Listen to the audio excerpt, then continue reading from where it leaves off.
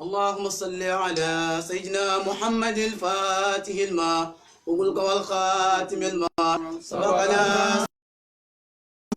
سبحان ربك رب العزة عما يصفون والسلام على المرسلين والحمد لله رب العالمين.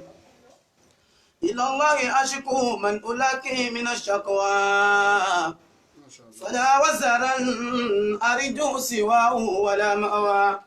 همومي إلى مولاي أرجو انفراجها فذكر إلى مولاي في الجار والنجوى. مقال الوحال يجأران لباقتي ويقوى رجاقي إن الغير يطوى. سألتك يا كافي عبيدي بأسرها بأن توصن العقبى وأن ترفع البلوى. قدير يا إلهي وإنني فقير ضعيف أشكو شكوى أخي شكوى. كفاني إن مددت يديتي من الحضرة العليا وأن ترفع البلوى. على المصطفى المختار أزكى صلاته ما الآل والأصحاب ما أقصر الجدوى. سلام على شيخ سليمان راجي سلام على شيخ سليمان راجي أمير لفيدي سلام عليكم.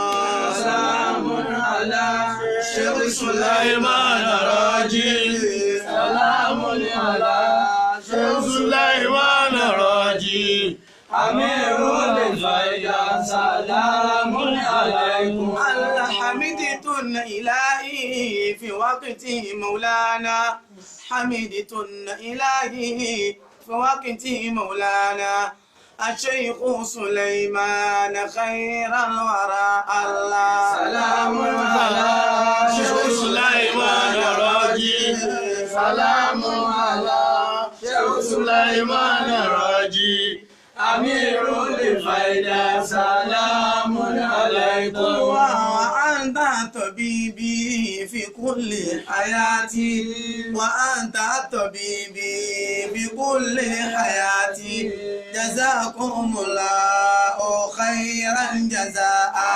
سلام على شيخ سليمان راجي الله سلام على شيخ سليمان راجي أمير للفيدا سلام عليكم. الله فحق يقين وعلم الحقيقي فحق يقين وعلم الحقيقي.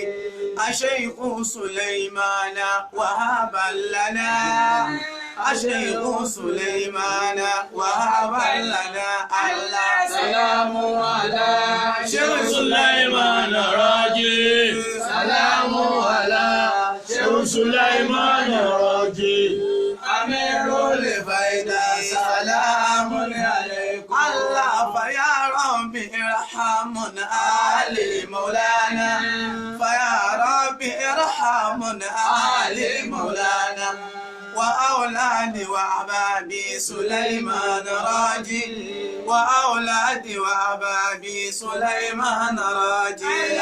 سلام على شيخ سليمان راجي سلام على شيخ سليمان راجي أمير للفيدا سلام عليكم. Olúwa fàyà Rabbi sidina ilman wa fahma fàyà Rabbi sidina ilman wa fahma bibarakati shaykhina nurul wara bibarakati shaykhina nurul wara. Allah سلام على شيخ سليمان راجي سلام على شيخ سليمان راجي أمير للفيدا سلام عليكم. الله عليك صلاة الله ثم سلامه عليك صلاة الله ثم سلامه على روح شيخنا سليمان راجي على روح شيخنا سليمان راجي.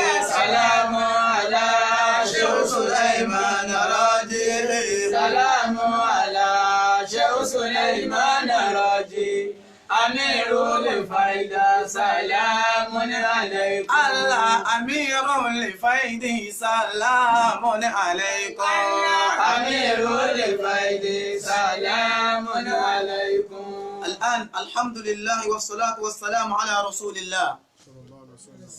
Adá ọpẹ́ fún Ọlọ́run, a sì ṣe àlékún kí àti ìgẹ̀ fún aṣáájú ayé àti tọ̀run Ànábì wa Muhammad. sallallahu alayhi wa sallam. وعلى أهله وأصحابه Àti fún àwọn ará ilé rẹ̀ àti gbogbo àwọn sàábé rẹ̀. ومن سلك مسلكه إلى يوم التغابن. Àti gbogbo àwọn tí wọ́n bá tẹ̀lé títí tí ó fi di ọjọ́ ìgbéǹde Al-Qiyamah. أما بعد Ẹ̀rí lẹ́yìn eléyìí, أيها المستمعون الكرام a kí gbogbo ẹ̀yin tí ẹ̀ ń gbọ́ wa, ẹ̀yin èèyàn alápọ̀nlé tí ẹ̀ ń gbọ́ ètè wa yìí. أحييكم بالتحية المباركة. A kí yín ní kíkí tó dáa jùlọ láyé àtọ̀run. نقول السلام عليكم ورحمة الله تعالى وبركاته. Ìkẹ́ Ọlọ́run àti ọlá Ọlọ́run kó máa bá gbogbo wa gbé. Wa alaykum assalam wa rahmatullahi wa barakatuh. هذه البرنامج Ẹ̀rí ètò yìí, ètò yín ni ètò gbogbo wa ni. مسمى بالتفسير القرآن Èyí tí a ń pe orúkọ rẹ̀ ní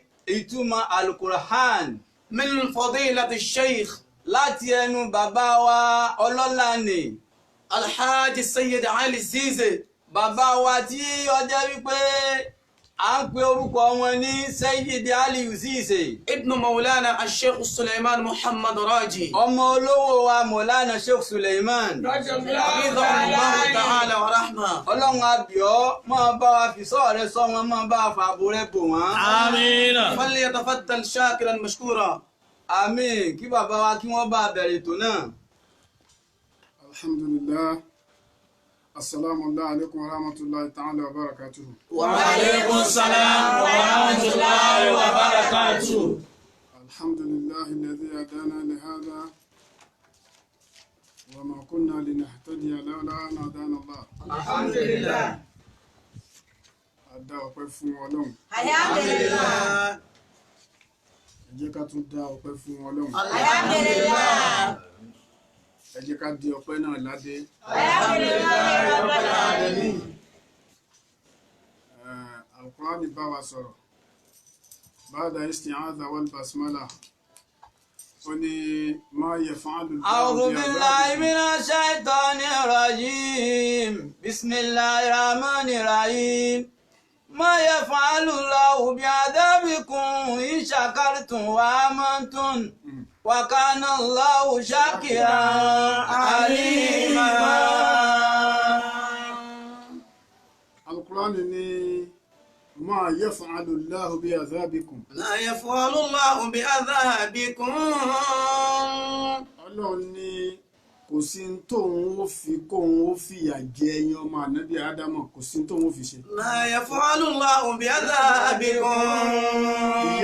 Ìyà yín ò wúlò fóun bí gbàtà ń sọ pé tó gbòde kan tí ń ṣẹlẹ̀ lọ́wọ́ ẹ̀ka bí ṣàn pé nípa kó dojú mọ́ gbogbo wa lójú àwa sọ pé kòrónà yóò ìbínú Ọlọ́run ni.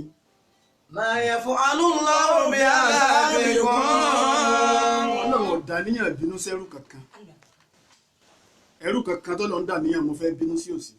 ما يفعل الله بعذابكم. Ṣùgbọ́n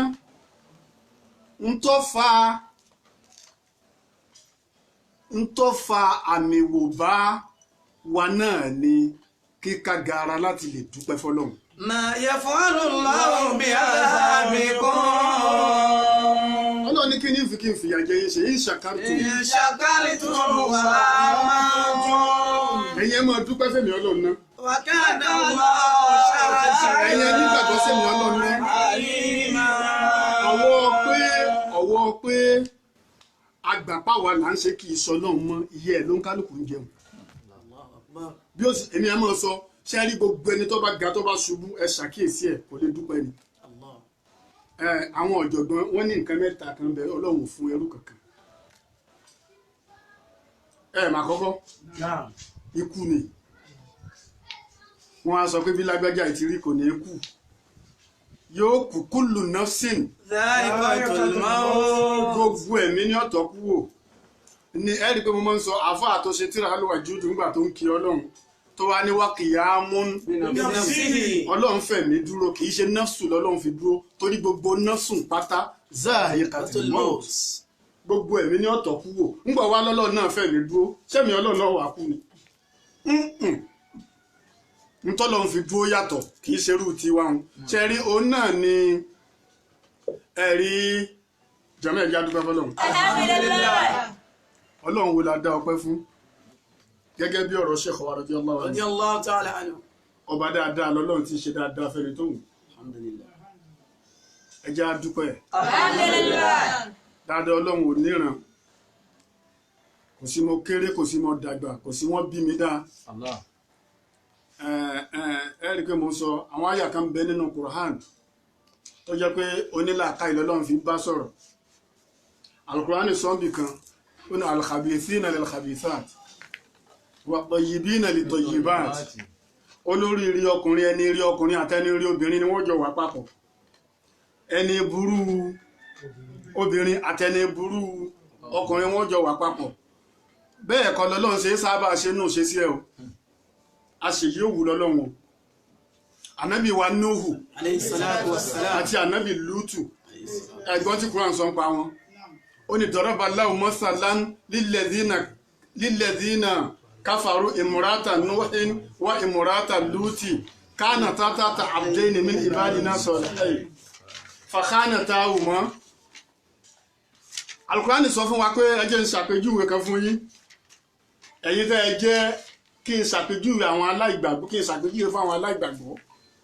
Lútù fẹ́yàwó Núhù fẹ́yàwó àwọn méjèèjì tí wọ́n ti fẹ́ ìyàwó ànábì Ọlọ́run làwọn ọkọ wọn ṣùgbọ́n àwọn ìyàwó wọn Ọlọ́run ò fún wọn níyàwó rẹ̀ ó túmọ̀ sí pé béèyàn bá jẹ́ ní ire Ọlọ́run a máa sábà dánwò yóò fẹ́ ní bú sẹ́gbẹ̀ẹ́ láti fi mọ̀ pé bóyá yóò ti torí ẹ̀ ó náà yí padà sáìdá Ọlọ́run ọba fàálù lè mọ yorùd ọba ṣe yóò wù ní wàláhì ẹ rí i pé wọ́n máa ń sọ fún wa pé tí kódà tí wọ́n sọ pé tójò bá rọ̀ láti sánmọ̀ Ọlọ́run sọ ìkẹ́kalẹ̀ èmi a máa sọ pé tọ́lọ́run bá fẹ́ jẹ́kẹ̀ fún ni bẹ́ẹ̀ ni òjò lè sọ kalẹ̀ tó jẹ́ òtútù tó kó sẹ́lòmíì láyà ní ọ̀pá tẹ́lẹ̀ Ọlọ́run kéwòn náà ni Ọlọ́run ọ̀kẹ́ àbí òjò pọ̀ nílùú kòkó wọmi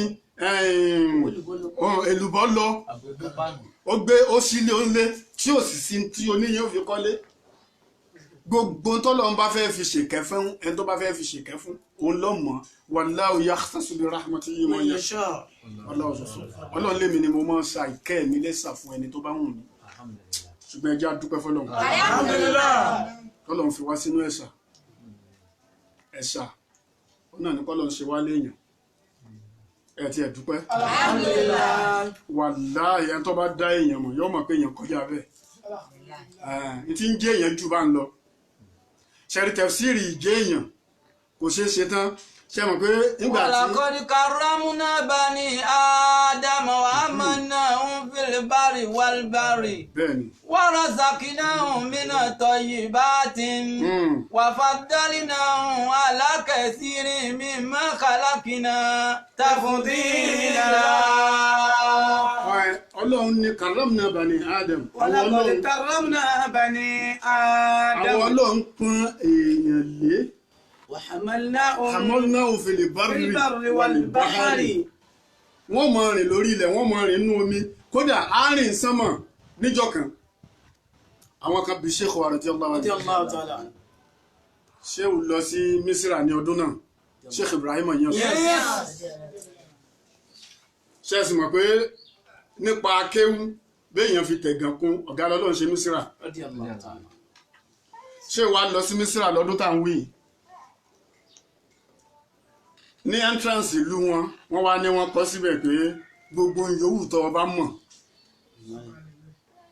sọ̀kalẹ̀ lẹ́nu ọ̀nà torí pé ẹgbẹ̀rún rú rẹ ń bẹ nínú ilé ṣé wàá wo akọmọ̀nà yẹn ló wá sọ fún wọn pé àwọn eléyìí ọmọ tó ẹ sọ fún wọn pé kí wọn ẹni tó fẹ́ wọlé ọmọ dáadáa wọ́n wá gba Ṣéhù lálejò ọ̀rọ̀ yẹn pọ̀ kí n kàn gé kúrú wọ́n wá bi Ṣéhù léèrè ẹjọ́ ńlá nípa àwọn láwọn béèrè ẹyọ kan mo kọ́kọ́ fẹ́ lónú béèrè wọ́n á bí ṣe pé òyìnbó mọ̀ láwọn lọ sí inú òṣùpá ṣó lè ṣẹlẹ̀ bẹ́ẹ̀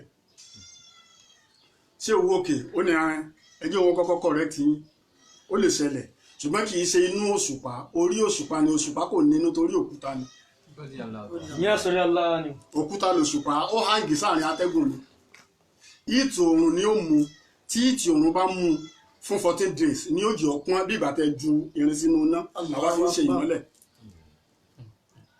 ṣé wàá sọ fún ẹ pé dáadáa ó lè lọ wọ́n lè lọ torí pé Kùránì sọ pé yá máa ṣára lè jinni wal ins in istata'tum an tanfuzu min aqtari samawati wal ardi in istata'tum an tanfuzu min aqtari samawati wal ardi. Ọlọ́run ní èèyàn àtàlùjẹ̀nu mo pè yín ṣe mọ̀ pàwọ́ iná lọ́lọ́run ránṣẹ́ sí èèyàn àtàlùjẹ̀nu nìkan lọ́lọ́run ránṣẹ́ sí ṣe rí gbogbo ẹ̀dá yòókù nínú èèyàn àtàlùjẹ̀nu ni ọ̀tọ̀tún nìyẹn ṣùgbọ́n àyà lọ́bẹ̀ Al-Qur'ani wá sọ fún yín pé in istata'tum an tanfuzu min aqtari samawati wal ardi tí ìkápá bá ń bẹ fún yín tẹ́ ẹ kọ́ sánmọ̀ tẹ́ ẹ kọ́lẹ̀ tán tí ọ̀sá yìí mọ́ tó ti kó fanfuzu ẹ fò wá sókè la tanfuzuna illa bisultan kò síbi tẹ́ ẹ fò lọ tí ìṣọwọ́ èmi Ọlọ́run lẹ́wà ó túmọ̀ sí pé ntá ní dẹ́wò sí a lọ rí òṣùpá kọ́lé a lọ sánmọ̀ Ànábì sálám ẹ̀yọ̀ bó Ànábì sallallahu alaihi wasallam nígbà wọn kúkú ṣe Lailatul Isra wal Miraj ṣé wọn pàdé àwọn èèyàn sánmọ̀ kò síbi tá à ní lọ ó túmọ̀ sí pé èèyàn lọ́lọ́ ṣe lọ́gàá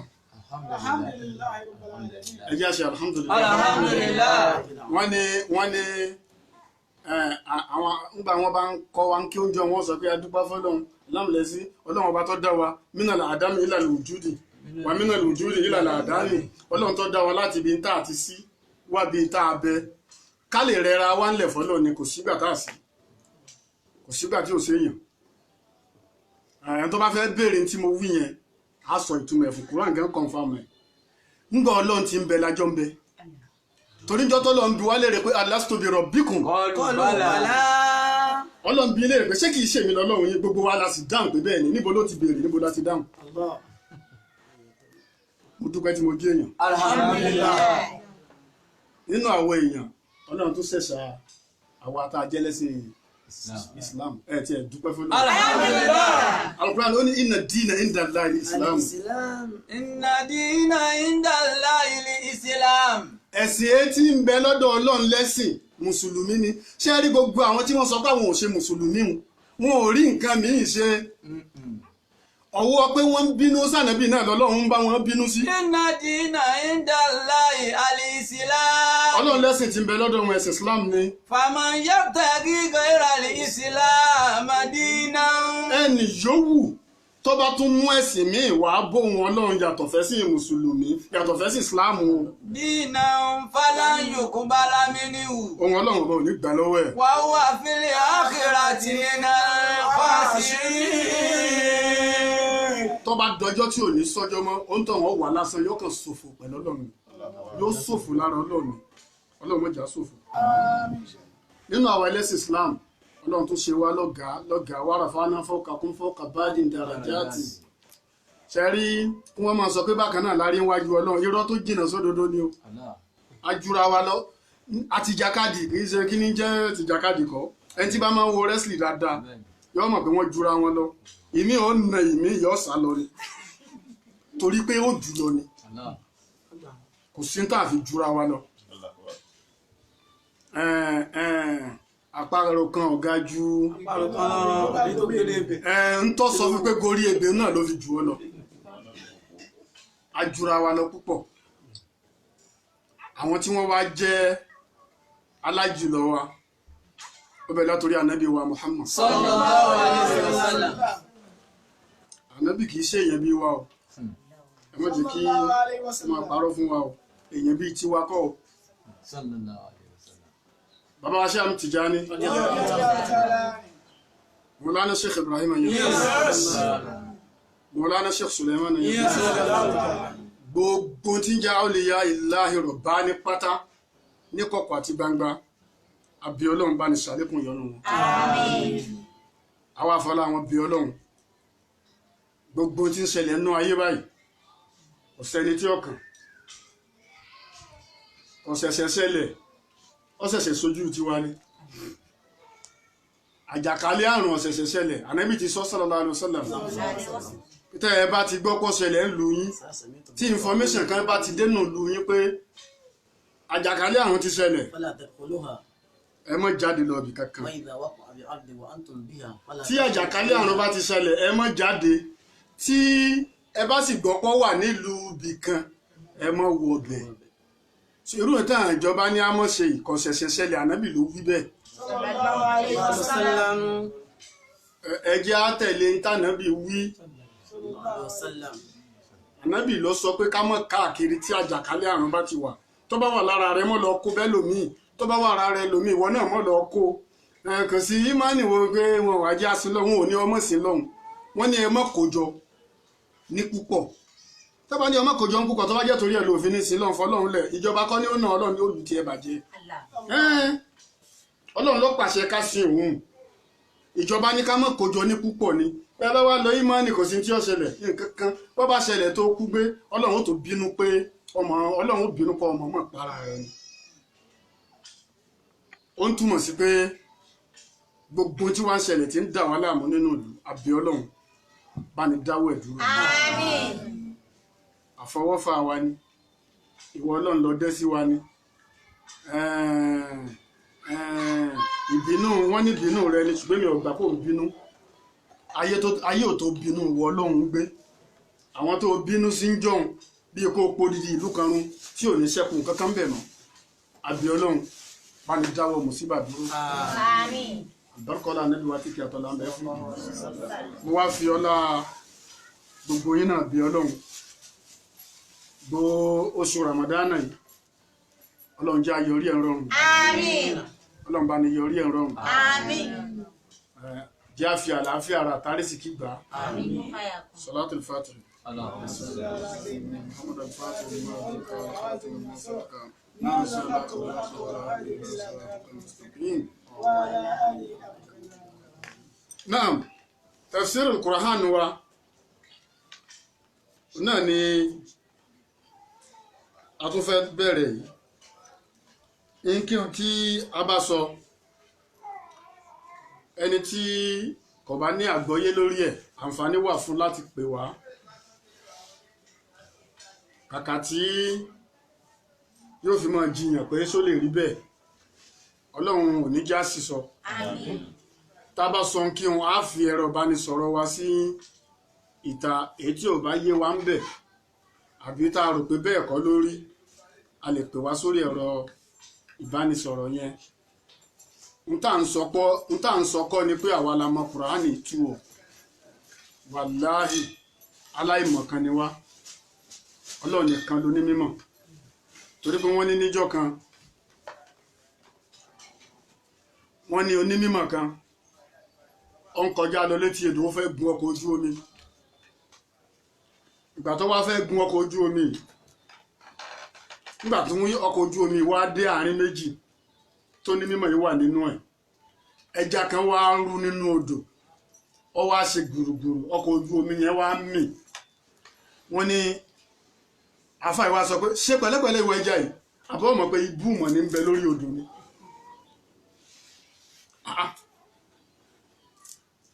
ọ̀rọ̀ tó sọ yẹn ó dùn Ọlọ́run pé ìwọ wà ní ibú mọ̀ nígbà tí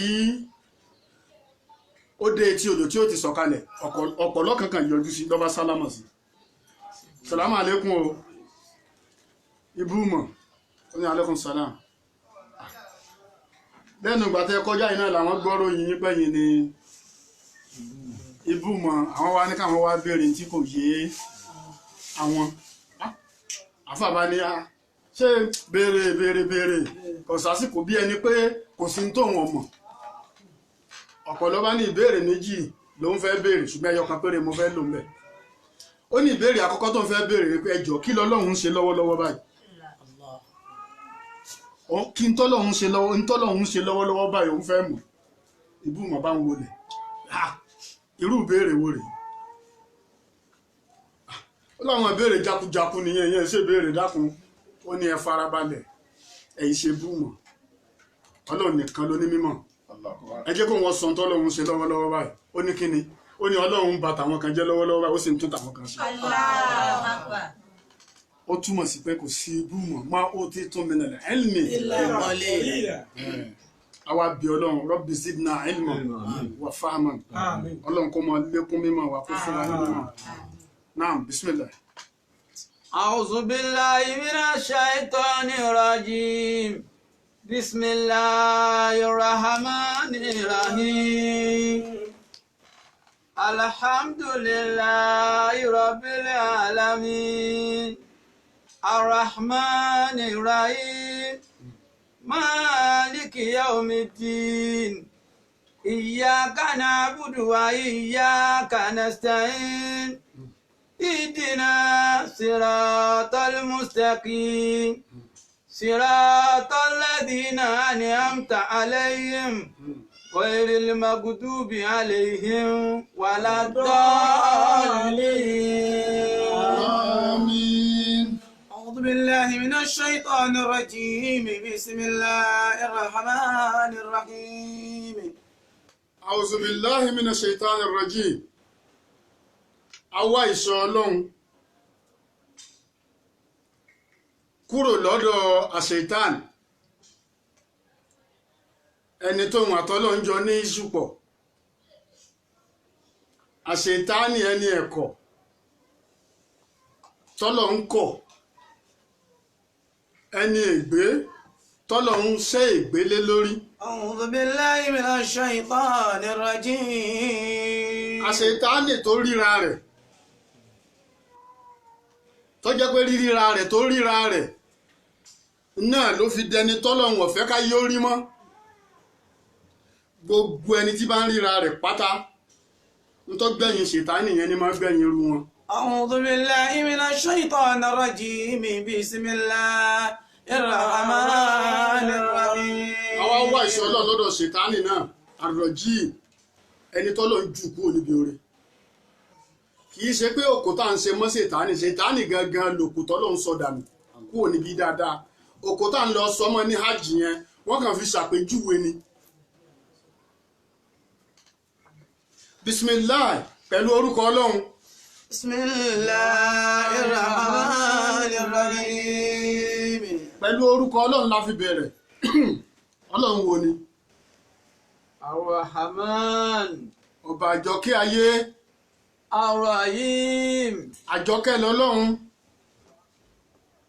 Al-Qur'ani sọ pé wà máa yazakkaru إلا أولو الألباب onílàáká ìlọ́lọ́run bá sọ̀rọ̀ bí ti jẹun kẹwàá láyé òun gbogbo ẹ̀ náà lárí òun. الله الحمد لله رب العالمين ọpẹ́ ni gbogbo tí ń jẹ́ ẹ̀yìn láyé tí ń jẹ́ ọpẹ́ láyé lillahi rabbil alamin ọlọ́run ọba gbogbo ẹ̀dá lónìí ọlọ́run ọba gbogbo ayé lónìí. الرحمن الرحيم àlọ́ náà lọ́ba àjọkẹ́ ayé ọ̀nà tó là ṣàkẹ́ lọ́run.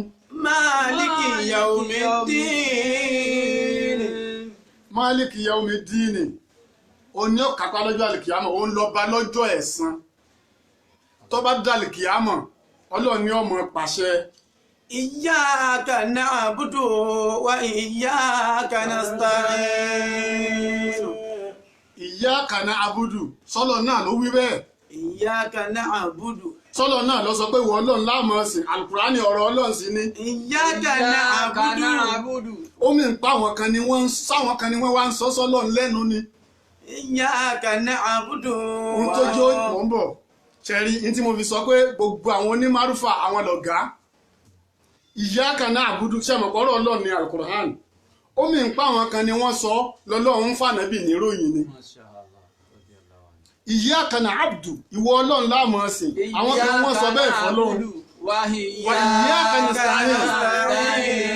ìwọ náà la máa sìn kò gbọ́dọ̀ jọ kọ́lọ̀ ní sọ fúnra rẹ̀ pé ìwọ ọlọ́run la máa sìn àwọn kan wọ́n sọ lọ́lọ́run wá ń sọ fànàbì.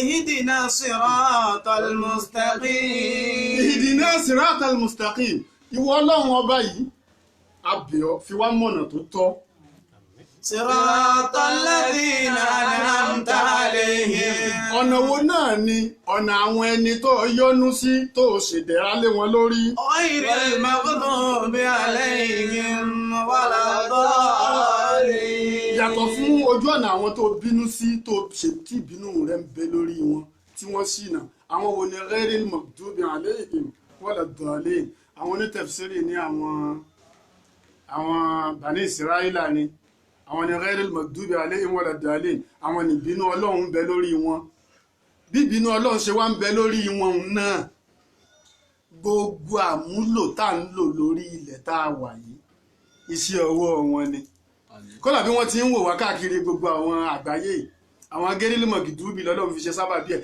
ó túmọ̀ sí pọ́lọ́ ní ń bínú sí wọn kọ̀ọ̀kan wá. غير المغضوب عليهم ولا الضالين. àwọn àtọ́lọ́ ni a fẹ́ kó o fi wá sójú ọ̀nà àwọn tó o ṣì lọ́nà torí pé bí dẹ̀ra Ọlọ́run bó ti kí àwọn Bani Israila tó wọ́n fàyọ̀ fọ́ wọ́n padà dẹ́ntì òmùrè Ọlọ́run ṣe ti wá bẹ́ẹ̀.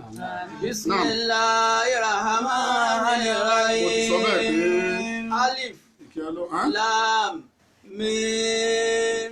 àwọn aráàfin mẹ́tẹ̀ẹ̀ta yìí ألف لام ميم Ọlọ́run ló mọ tó gbà lérò pẹ̀lú rẹ̀ Zalikal kitabu la Ọlọ́run ló mọ rayba tó gbà fihi. lérò pẹ̀lú àwọn aráàfin mẹ́tẹ̀ẹ̀ta yìí àwọn kan tó wá ń bẹ táwọn náà mọ̀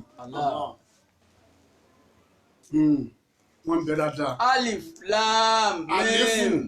ọ̀rọ̀ ní láàmù ọ̀rọ̀ ní míìmù ọ̀rọ̀ ní ṣùgbọ́n gbogbo ohun tó ní tẹ̀síìrì sọ ni pé wallahu alamu bí muradi bí zálíkà Ọlọ́run ló mọ tó gbà lérò pẹ̀lú rẹ̀ kò sì sí nǹkan kan tí ń bẹ nínú Qur'an tí ànábì ọmọ Sallallahu alayhi wa sallam.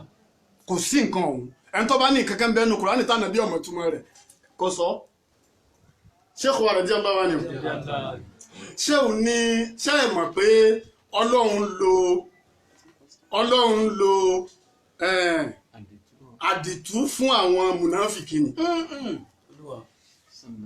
bó láti sọ pé Al-Qur'ani sọ́nbì kan ó ní inú Suratu Al-Imran ó wá ń bọ̀rọ̀ yẹn bọ̀ ó ní man ya'lamu tawilahu illa Allah Rasikhuna fil ilmi. kò sẹ́ni tó mọ àmọ̀jìnlẹ̀ ń tà ń wíyàn àwọn tó rújú yẹn lẹ́yìn Ọlọ́run warasikhuna fil ilmi àtàwọn tí wọ́n jìdò nínú mímọ̀ àwọn yẹn màálẹ́fù la mẹ́nu ṣé o ní tí Jùbìrìlù bá ti wá Ọlọ́run ti bá ànábì sọ̀rọ̀ nígbà náà Jùbìrìlù gan kì í mọ̀ kì í ṣe gbogbo tí Ọlọ́run sọ fún ànábì ni Jùbìrìlù mọ̀ ń pẹ́ rárá àwọn nǹkan kan bẹ Jùbìrìlù Ọlọ́run fẹ́ǹsì ẹ̀ ni fa'awha ila abdihi ma awha èmi Ọlọ́run bá ànábì sọ ń tá a jọ sọ kò sọ fún Jùbìrìlù tí wọ́n sọ lára tí wọ́n wá sọ rèé ní ọ̀rọ̀ àléfù láàmì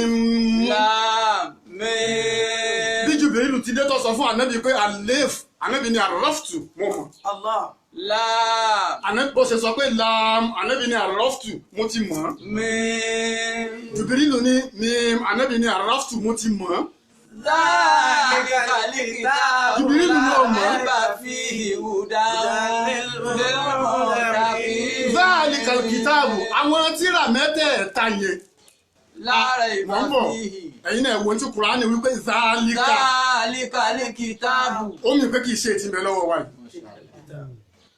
tí wọ́n bá sọ pé zálíkà ìyẹn àwọn tírà yẹn ó kì í tún ṣe léyìí ó mì pé ànábì àtọ́lọ́ ń sọ̀rọ̀ tó jẹ́ léyìí lọ èyí tó ṣe é sọ síta lànábì sọ yìí. Sallallahu alayhi wa sallam. ẹ gbọ́dọ̀ Zalikal kitabu la rayba fihi. ànábì àtọ́lọ́ ọ̀rọ̀ àwọn pọ̀jọ́ léyìí lọ ìwọ̀n bẹ́ẹ̀ tó ṣe é sọ síta lọ lànábì sọ yìí ni. Allah.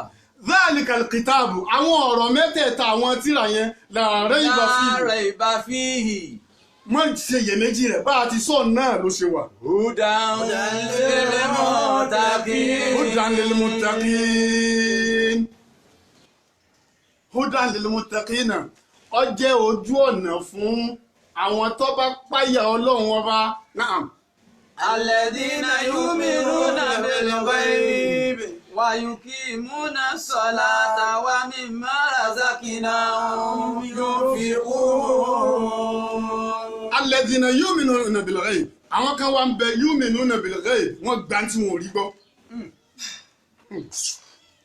ẹjẹ́ agbọ́lọ̀ tóbi ṣẹ́rẹ̀ tó bá ní kò sí kọ̀kọ̀ ìmọ̀ òye ní Kùránì sọ pé alladhina yu'minuna bil ghaib àwọn tí wọ́n gbà tí wọn ò rí gbọ́ wọ́n ní ni ó mì pé kọ̀kọ̀ ní gbogbo mùsùlùmí kọ̀kọ̀ lágbàgbọ́ àárí wayukimuna salata. Ànábì ṣe Laylatul Isra wal Miraj kò ṣe ṣẹ́jú wa lọ a nígbàgbọ́ sí i. Ànábì wa sallallahu alaihi wasallam ó sọ fún wa pé n ti ń jọ́ lọ́run rèé àbá rí a sì gbà pé bẹ́ẹ̀ ni. alladhina yu'minuna bil ghaib. Ọlọ́run sọ ara wọn tí wọ́n gba kọ̀kọ̀ gbọ́ tí wọ́n gba gẹ́ìbù gbọ́ tí wọn ò rí. wayuqimuna salata. Wọ́n wá ń kírun ṣé ẹ mọ̀ pé gbígba kọ̀kọ̀ gbọ́ ló mú wa mọ́ kírun tọ́ra àbá Ànábì ṣe Laylatul Isra wal Miraj ó nìkan lọ́lọ́ ọ̀dọ̀ Ọlọ́run tó dé a sì gbà pọ̀ lọ n tó mú bọ̀ ń bẹ̀ a sì ń ba ṣe.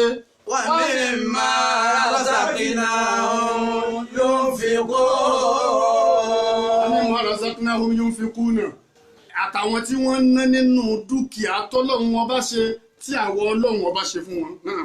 walladhina yu'minuna bima unzila ilayka. àwọn wa kan wá ń bẹ o ìwọ Ànábì sàlám àwọn tí wọ́n nígbàgbọ́ sí tí a sọ̀kalẹ̀ fún wa Ànábì. wa ma unsila min qablika. bí wọ́n ti wá gbà wọ́n gbọ́ náà ni wọ́n gba ntọ́ ṣáájú rẹ̀ kó tó dé gbọ́. wa bil akhirati hum yuqinun. ó túmọ̀ sí pé béèyàn bá gba Ànábì kan gbọ́ tó gba Ànábì kan gbọ́ ẹ̀sìn rẹ̀ ò pé. lọ́dọ̀ Al-Qur'ani sọ́nbì kan ó ní àwọn kan bẹ alladhina yu'minuna bi ba'dil kitabi wa yakfuruna bi ba'd wọ́n gba apá kan tí àgbọ̀ wọ́n kọ apá kan lẹ̀ ó ní fama jazaa ma yaf'alu dhalika fi dunya illa khizyun kò sí ẹ̀san fún ẹni tó bá ṣe bẹ́ẹ̀ láyé ju pé òun Ọlọ́run ọbọ̀ yẹpẹrẹ rẹ̀ bẹ́ẹ̀ ni bóòlù wọn bá béèrè pé Ànábì kan wọ́n ní eléyìí ti ṣàgbèrè Ànábì lágbájá ńkọ́ eléyìí ti ṣàgbèrè kò sẹ́ni tó dáa àfi ọmọ Ọlọ́run nìkan ló dáa irú ìgbàgbọ́ bẹ́ẹ̀ ìgbàgbọ́ tí ò pé ni ọmọ Ọlọ́run nìkan ṣe lè dáa ọ̀dà àwọn tí wọ́n wá fọ́lọ́ níyàwó gan tó fi bímọ ńkọ́ sáwọn náà dáa mo fi yan ṣàwàdà ní o Ọlọ́run ò bímọ kankan ní tí mo fẹ́ ká lò ń bẹ̀ ni pé kò sí kankan nínú àwọn àǹbíyá ìlà tí wọ́n dáa Ànábì sallallahu alaihi wasallam Ọlọ́run wá sọ fún pé sórí àwọn tó jólùgbàgbọ́ òdodo náà làwọn tí wọ́n gbà ọgbọ́ wọ́n tún gbà ń tọ́ ṣáájú rẹ̀ gbọ́ wọ́n tún wá gbà pé ọjọ́ kẹ́yìn òdodo ni. ulaika ala hudan min rabbihim. àwọn tá a wí yìí ẹni tó bá rí báwọn ọ̀kẹ́ àìmọye irú wọn hudan min rabbihim wàláì olùmọ̀nà ni wọ́n látọ̀dọ̀ Ọlọ́run ọba wọn. wa ulaika humul muflihun. àwọn tá a wí báyìí òun wọn pọ̀ tó lọ́kùnrin àti lóbìnrin mú fúlì wọn mọ̀ jẹ́ wọ́n fàwàdà sí ní o ìtumọ̀ ẹ̀ ni pé wọ́n jèrè náà.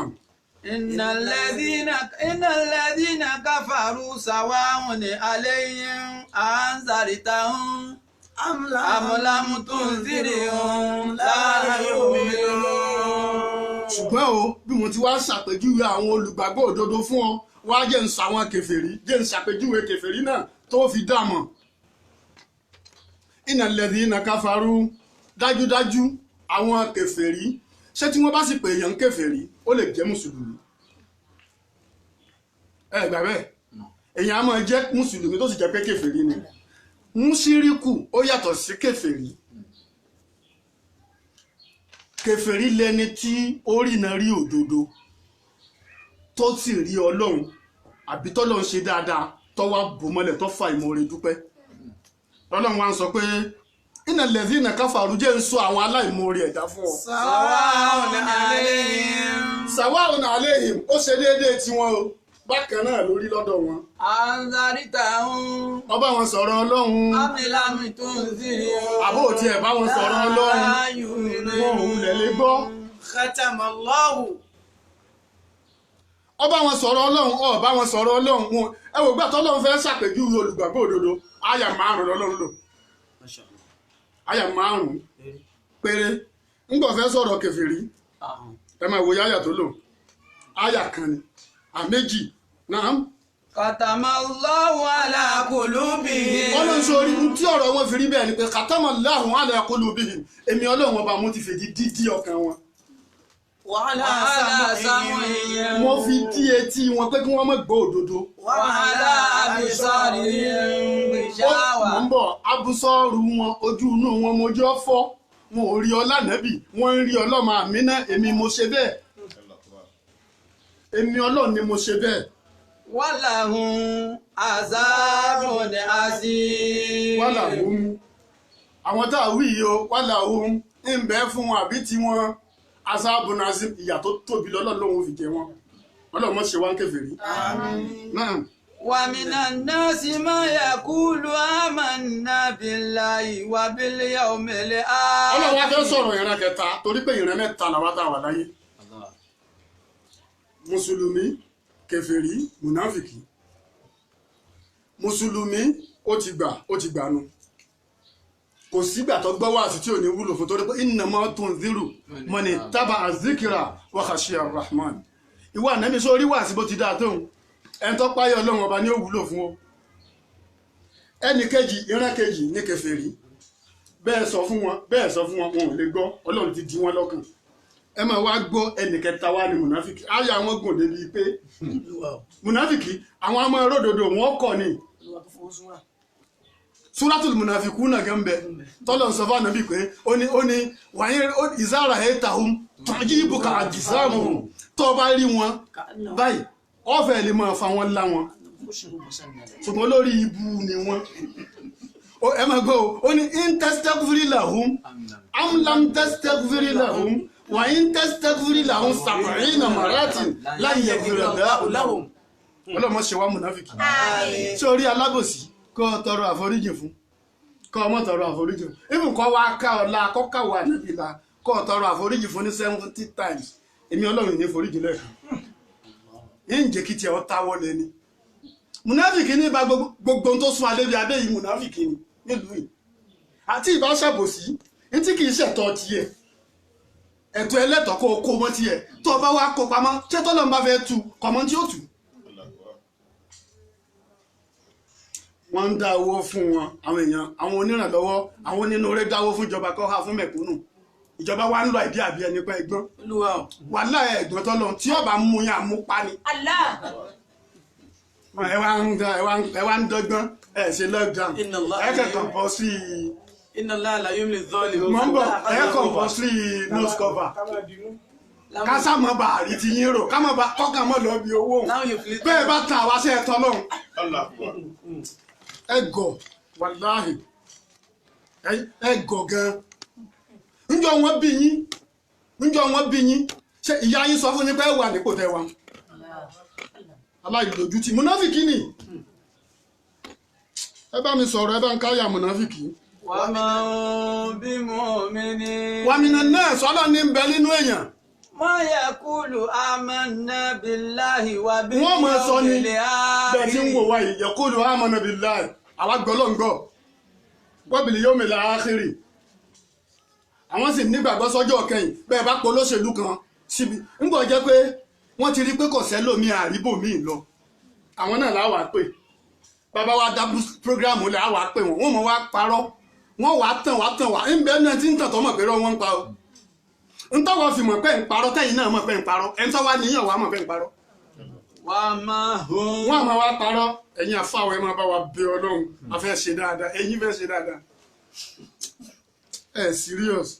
Wàmọ̀ bí mu'minin. wọ́n máa ń bí mu'minin Ọlọ́run ní wọn gbàgbọ́ ẹ̀tàn ti dorí wọn rú owó ní ìsìnwó ìṣe campaign ẹ jẹ́ campaign òde.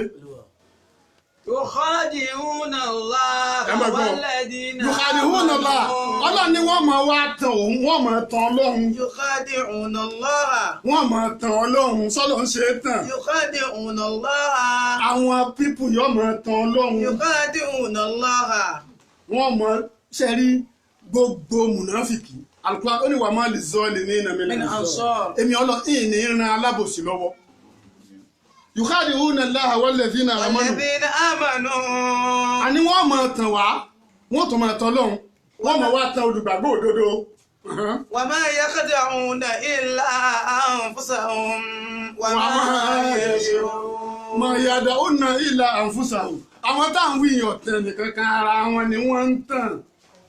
wa ma yash'urun. ṣùgbọ́n wọn ò mọ̀ káwọn ń tanra àwọn. في قلوبهم مرض. ọkàn wọn ló bàjẹ́ ọkàn wọn ní sọ fún wọn pé ẹ máa kó. في قلوبهم مرض. ṣé ẹ rí gbogbo ìgbà téèyàn bá ti jẹun tó bá yó tó bá tó jẹ nǹkan míì yóò sì kì í. kí lẹ̀ ń wá kí lẹ̀ fẹ́ kó tẹ̀ ti kó ẹ ní tìjú ni ẹ mọ̀ wá tan aráàlú kí bábá sì kò campaign bá wá dé àti olóṣèlú tó náà fi láwà nìkan bí mo ṣe ṣe tẹ́rọ pẹ́ ni ọlọ́run ni lọ́wọ́ ọlọ́run ọtí ọ yóò lù tí ẹ bàjẹ́.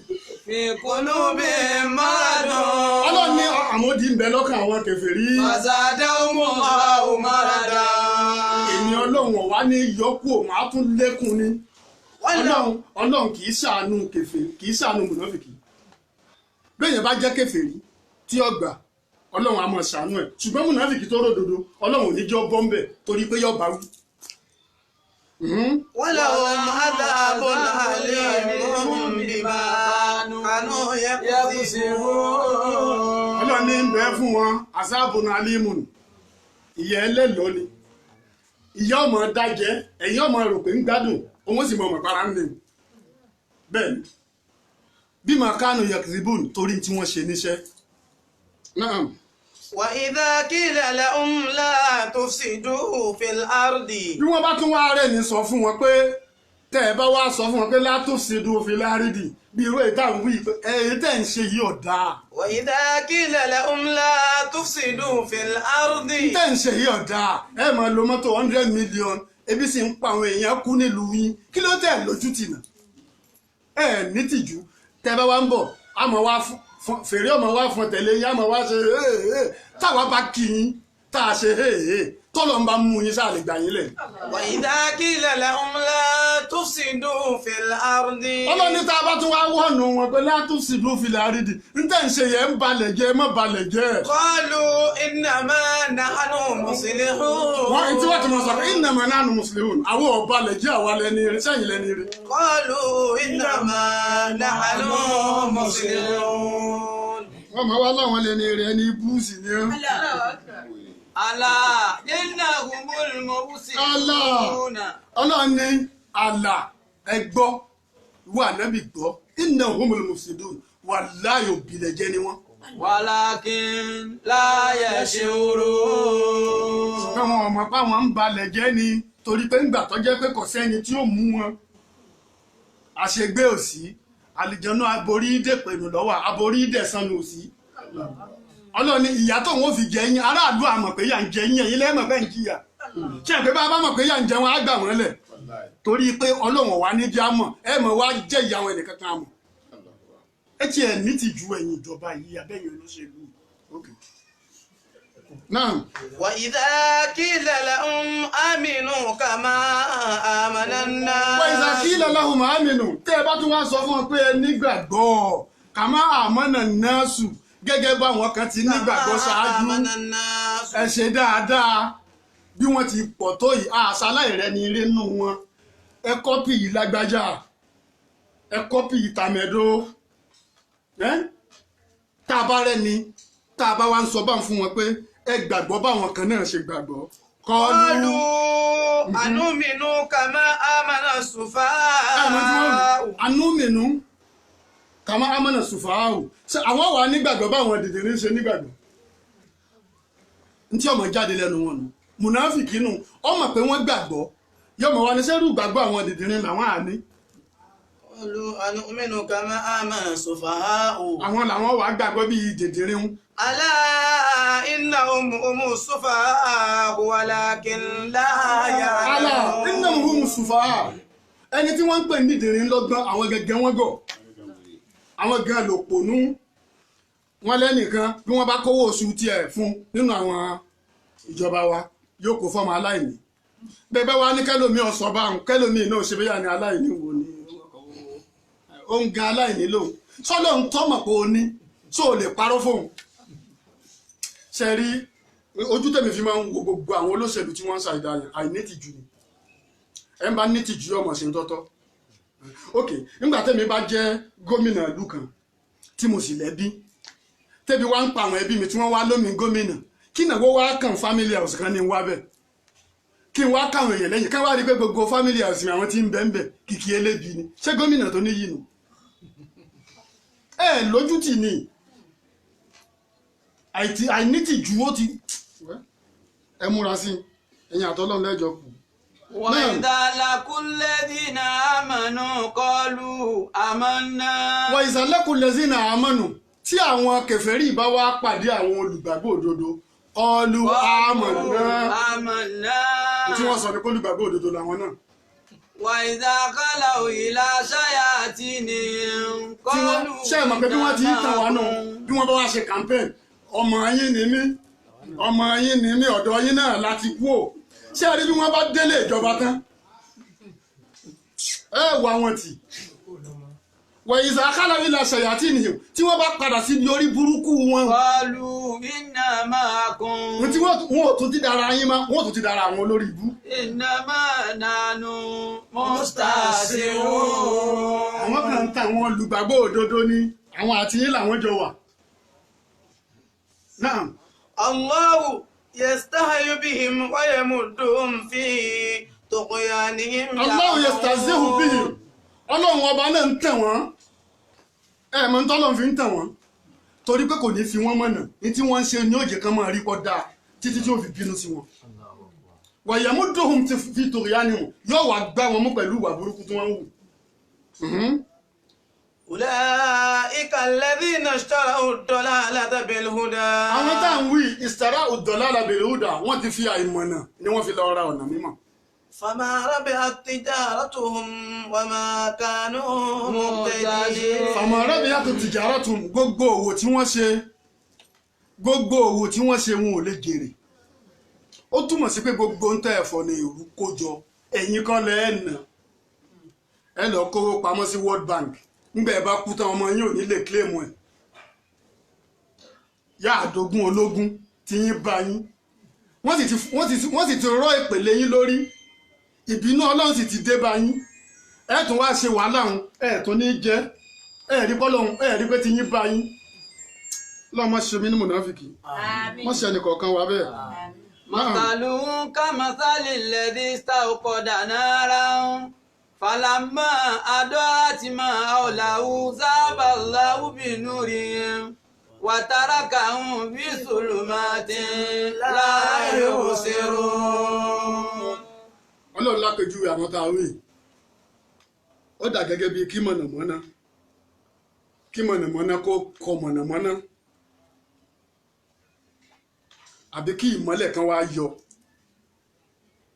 lẹ́ẹ̀kan náà ṣe pé òye ó là sí gbogbo agbègbè inú wọn wà dùn àbí inú ènìyàn ò ní dùn ó ní lẹ́ẹ̀kan náà sọ abàláhùn nínú rí Ọlọ́run kan tó mú mọ́lẹ̀ yẹn lọ ni. وتركهم في ظلمات.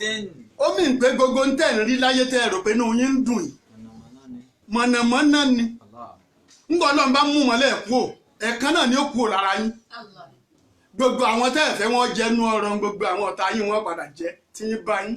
وتركهم في ظلمات لا يبصرون. àwọn ọmọ ṣẹ́ yín wọ́n mọ̀ báyà wọn gbogbo yín sùn àwọn ńgbọ̀ jẹ́ pé èrú lẹ fi kówó jọ ẹ̀yin ọ̀dẹ̀ yìí Ọlọ́run ló wọ́n wàá jù yín lẹ̀ tarakahum fi zulumat wọ́n wàá jù yín lẹ̀ nínú zulmu nínú òkùnkùn la yubsirun wà ẹ̀ ń bá ti kú tẹ́lẹ̀ inú kí lọ́wọ́ lé mọ́ bí ti ń lọ láyé mọ́ ń tẹ́ ẹ ṣe wàhálà fún ti di tẹni ẹlẹ́ni ṣíọ ẹ mọ́ serious Yorùbá wọ́n ní kò sí tẹ́ ẹ mú wáyé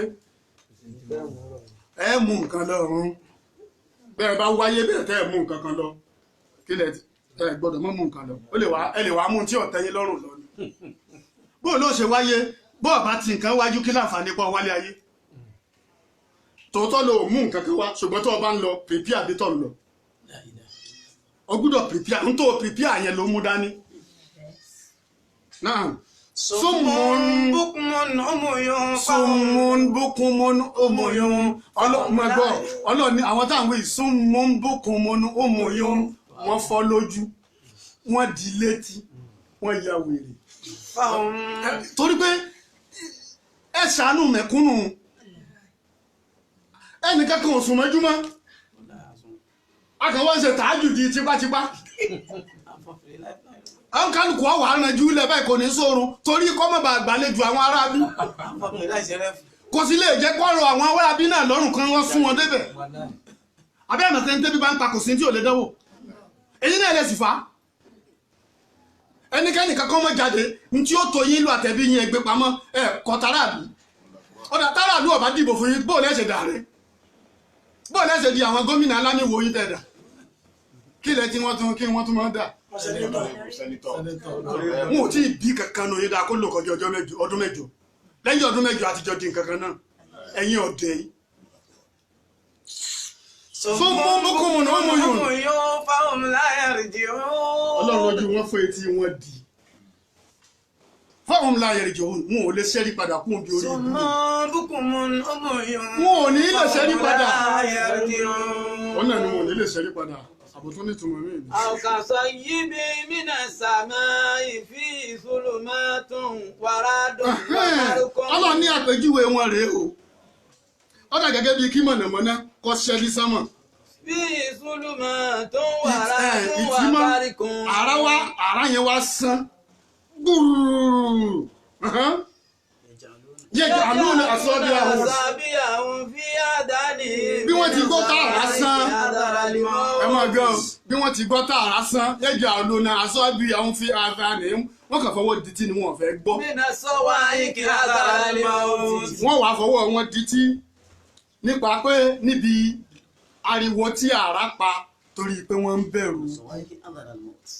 والله محيط ẹ máa wo nǹkan tẹ́lẹ̀tẹ́lẹ̀ tí gbogbo wọn bá sì kì í bọ̀ wọ́n ń gbé wọn lọ ìlú èbó ẹ tá bá bí dáa tó bá sì kì í kọ lọ ìlú èbó nù kòrò ẹ̀yin àti kòrò ni ọlọ́run fi hàn yín pé òun ló ń ní ìwòsàn ni ìlú èbó tẹ́ ẹ ti ń lọ gbàtọ́jú bẹ́ẹ̀ lẹ ti kó kòrò wálé téèdì sí yìí tí ìgbọ́ pé kòrò mú ya láta kí n bọ kòrò ti mú ẹ̀yin náà ní mú máa tara yín jẹ ntọ́lọ́hún fẹ́ kẹ́ ẹ mọ̀ ni pé kò sírú tẹ́ ẹ lè dánwò bẹ́lẹ̀ káfíń. tẹ́ ẹ bá ń tìtorí kíkòrò ọmọ payín tẹ́ ẹ lọ bì kankan ntí ó ju kòrò lọ́wọ́ padà payín mọ́lẹ̀ àfi tẹ́ ẹ bá ṣètò wọn lọ ẹ wá ń sá fúnkú ẹ ń dọ́ọ̀jì ẹ ń sá lọ ìlú èbó torí kúkú mọ́ bàa payín ọlọ́run á dẹ kòrò sí yín. يكاد البرق يخطف أبصارهم كلما أضاء لهم مشوا فيه وإذا أظلم عليهم قاموا ولو شاء الله لذهب بسمعهم وأبصارهم إن الله على كل شيء قدير. ọlọ́run ní nígbà tí ìtìmọ́ tí àrá sàn yìí tí wọ́n fọwọ́ wọn bo ojú yìí ọlọ́run ní ṣebí nígbà tí ìmọ́lẹ̀ wa bá wọn wọ́n rìn nínú ìmọ́lẹ̀ yẹn ṣùgbọ́n nígbà tí òkùnkùn dé wọ́n dúró sójú kan wọn lè lọ mọ́ ẹ máa gbọ́ o walau sha'a Allahu ọlọ́run ní tóun ọlọ́run ọba bá fẹ́ laza'aba bi àsìkò tí wọ́n fọwọ́ dẹ títí wọn fẹ́ gbọ́n òun lè kéké tí wọ́n mọ̀ gbọ́ràn mọ́ tí ó di bẹ́ẹ̀. الله على كل شيء قدير. dájúdájú òun ọlọ́run ọba inna Allaha dájúdájú èmi ọlọ́run ọba qadirun ala kulli shay'in mo kápá lórí gbogbo nǹkan àbí ọlọ́run ìkápá rẹ lórí wa mo fi dáàbò rẹ bò wá. Àmín. ẹ rí i pé mo sọ níbẹ̀rẹ̀ ọ̀rọ̀ pé èmi ò mọ nǹkan kan mi kì í sọ ní mímọ̀ àwọn onímọ̀ ń bẹ tí wọ́n ń sọ̀rọ̀ ṣùgbọ́n ìfẹ́ àti ìgbàgbọ́ táwa náà ní sọ́lọ́run làwa náà fi ń wí tiwa àbí ọlọ́run bá ní gbà ní ẹ̀sìn fún wa o. Àmín. àwọn ìjọba wa ọlọ́run bá ní tún wọn ṣe lọ́kàn o ọkàn wọn ló bàjẹ́ o ọlọ́run bá ní tún ọkàn wọn ṣe fi àánú aráàlú sí wọn lójú má jẹ́ kí wọ́n fìyà jẹ wá mọ́ má jẹ́ kí wọ́n fìyà jẹ aráàlú mọ́ a mọ̀ pé wọ́n náà lọ́ba gbogbo nǹkan tó bá jẹ́ pé àwọn tí ń bẹ yìí ìfẹ́ rẹ ni wọ́n àṣẹ ìwọ Ọlọ́run ló kúkú fi gbé wọn débẹ̀ tún wọn ṣe kí wọ́n ṣe ń tọ́tọ́ albarka wala nabi wa sallallahu alaihi wasallam inna hazihi tazkiratun faman sha'a takhasa ila rabbihi sabila walhamdulillahi wassalamu alaikum wa rahmatullahi ta'ala wa barakatuhu. Wa alaikum salam wa rahmatullahi wa barakatuh. Ẹnìkan ní ká máa wọn bèrè lọ́wọ́ ṣíù wípé ọ̀rọ̀ coronavirus yìí ṣé ipá àdúrà ò ká ni àbí kí ni wọ́n lè ṣe sí káàkiri àgbáyé? Tí wọ́n lè ṣe sí káàkiri àgbáyé mu gbàtẹ́mi ẹ̀ ṣe medical doctor ìyẹn ó ṣòro ó dáhùn ṣùgbọ́n kò sí tipa àdúrà ọ̀ká. Fún àǹfààní àwọn tí wọ́n ń wò wá jákèjádò àgbáńlá ayé ẹ dárúkọ yín fún àwọn èèyàn tí ó ń wò wá kámọ́ni lórílẹ̀‐èdè Nàìjíríà nìkan jákèjádò àgbáńlá ayé ẹ dárúkọ yín fún wọn kẹ́sì fi ẹ̀rọ ìbánisọ̀rọ̀ yín síta. Ọ̀pọ̀lọpọ̀ àwọn èèyàn tí sì ń wo prógráàmù tó ń béèrè pé ń jọ̀wọ́ làwọn ò tún pàdé yín ní Facebook live báyìí. Orúkọ tèmi àṣeyíṣùwà náà ni báyìí ṣiṣẹ́ ni báyìí ṣiṣẹ́ Sheikh Suleiman ọjọ́lá ni Sheikh Suleiman. Ẹ̀rọ ìbánisọ̀rọ̀ tèmi ni 080 37 24 59 29 pẹ̀lú àṣẹ Ọlọ́run. Lẹ́ẹ̀kan sí ẹ tó lọ́ máa yẹ pé lẹ́ẹ̀kan sí. 080 37 24 59 Ìjọ́ ni káwọn èèyàn tó máa retí yín lórí àṣẹ Ọlọ́run. Tafsirul Qur'an ló tún wá sí ojú ìwòran gbogbo àwọn èèyàn ní ọjọ́ Àlárúbà ní ọjọ́ Wednesday. Láago mélòó? Ní déédéé àsìkò ìbákan náà bismillah. Ó yẹ wá ṣàdúrà fún gbogbo àgbáyé pátá tó fi dórí bàbá wa Chief Imam ilẹ̀ Ìbàdàn àti gbogbo àfáà ayé àtẹ̀tọ́jẹ́ mùsùlùmí àti ẹtí ó jẹ pé inú ń tá a wà yìí Ọlọ́run là wà mẹ́ ó ti gbẹnu tán o. Mo ti yọ gbẹnu tán kọ́ mo ti ṣàdúrà fún gbogbo ayé lẹ́ẹ̀kan náà n kò jẹ́ pé inú ayé náà la wà inside life ni gbogbo àgbáyé pátá Ọlọ́run bá ní ká kòrò kó kòró láti rí ni n ti ń kòrò ẹlòmíì inú aṣọ ọkọjá coronavirus àbí Ọlọ́run gbogbo àgbáyé lápapọ̀ Ọlọ́run fi wá lọ́kàn balẹ̀ gbogbo àgbáyé lápapọ̀ Ọlọ́run fi wá lọ́kàn balẹ̀ tó o bá fi àgbáyé lọ́kàn balẹ̀ ilẹ̀ Áfíríkà ní k'Ọlọ́run fọkàn rẹ̀ balẹ̀ tó o bá fi àgbáyé lọ́kàn balẹ̀ Áfíríkà ní k'ọkàn rẹ̀ ó balẹ̀ tí ọkàn Áfíríkà bá balẹ̀ Nàìjíríà ní k'ọkàn rẹ̀ ó balẹ̀ tí ọkàn Áfíríkà bá balẹ̀ Nàìjíríà wa ní k'ọkàn rẹ̀ ó balẹ̀ jù tí ọkàn Nàìjíríà bá wá balẹ̀ jù ilẹ̀ Yorùbá yìí ní k'Ọlọ́run kan rẹ̀ ó balẹ̀ ẹ̀dá kọjá ṣe àmì tọ́kàn Nàìjíríà bá balẹ̀ jù sẹ́ ilẹ̀ Yorùbá ní k'ọkàn rẹ̀ ó balẹ̀ jù tí ọkàn ilẹ̀ Yorùbá bá balẹ̀ jù Ìbàdàn wa Ọ̀yọ́ state wa yìí ní k'ọkàn rẹ̀ ó balẹ̀ jù àti ìlú kálukú náà tí ọkàn Ìbàdàn bá balẹ̀ agboolé wa ní k'ọkàn rẹ̀ ó balẹ̀ tí ọkàn wa bá balẹ̀ ní agboolé wa àwa gangan ní k'ọkàn wa balẹ̀ ọlẹ́ni tó tóbi jù láyé àtọ̀ níbi wọ́n sí kí a tó lámbẹ́ fún ọlẹ́ olólùfẹ́ rẹ̀ kan ṣoṣo tí ò sírú ẹ̀ ní lánàá Sheikh Ibrahim àlùbáríkà ọlá ádìmí rẹ̀ kan tó yọ́nú sí jù mọ̀ láti Sheikh Suleiman gbogbo tí ń jẹ́ bàbá wa bẹ̀rẹ̀ látòrí bàbá wa gbà ní ilẹ̀ Ìbàdàn bàbá wa ìmáàmù wa Sheikh wa Abdul Ghani bàbá agbọ́tọmọ kékeré bí wọ́n sì ti ń gbọ́ tàgbàlagbà náà nù Ọlọ́run kó gun bàbá lẹ́nu mo wá fọlá tí ń bẹ Ọlọ́run aṣíwájú mi al-Khalifa al-Kubra láàmì gùn wọ́n lẹ́nu wọ́n láàyè àṣẹ tí wọ́n jókòó mo wá fọlá tí wọ́n bẹ Ọlọ́run gbogbo wọn bàbá wa gbanú lé wa nílé lánàá sẹ ilé wa pọ̀ gan gbogbo bàbá wa dé ṣe rí gbogbo bàbá wa ń yé mẹ́tú bàbá wa ló ṣe gèrè gbogbo bàbá wa yìí náà pátá tó jẹ́ pé àwọn ní sábàbí wa tá a fi jèrè ọlọ́run jẹ́ kẹ́mi wọn gùn àwọn tó rólé wọn ọlọ́run bá ní gùn wọn lẹ́nu àwọn abẹ ọlọ́run Ramadan jẹ́ ká rí òpin ẹ̀ o wájà sọ́kù ẹ̀ láyé ọlọ́run mọ́ ti ìjà kú báyìí ọlọ́run mọ́ ti ìjà kú báyìí jẹ́ àsìn ọ̀pẹ́ àbárkọ́lá Sheikh wa radiyallahu anhu.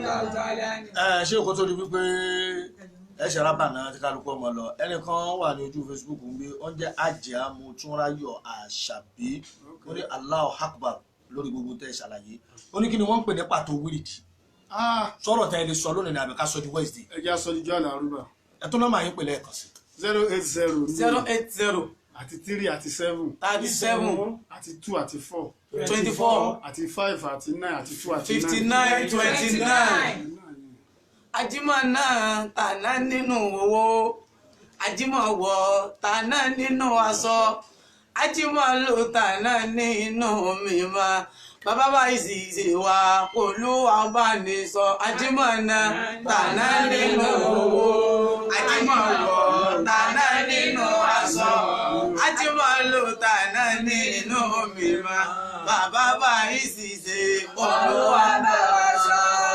إنا أعطينا بسم الله الرحمن الرحيم إنا أعطيناك الكوثر فصل لربك وانحر إن شانئك هو الأبتر سيدنا محمد الفاتح هو الفاتح سبقنا سلام الله والهادي إلى صراطك المستقيم وعلى آله قدر الجلال العظيم سبحان ربك رب العزة عما يصفون والسلام على المرسلين والحمد لله رب العالمين.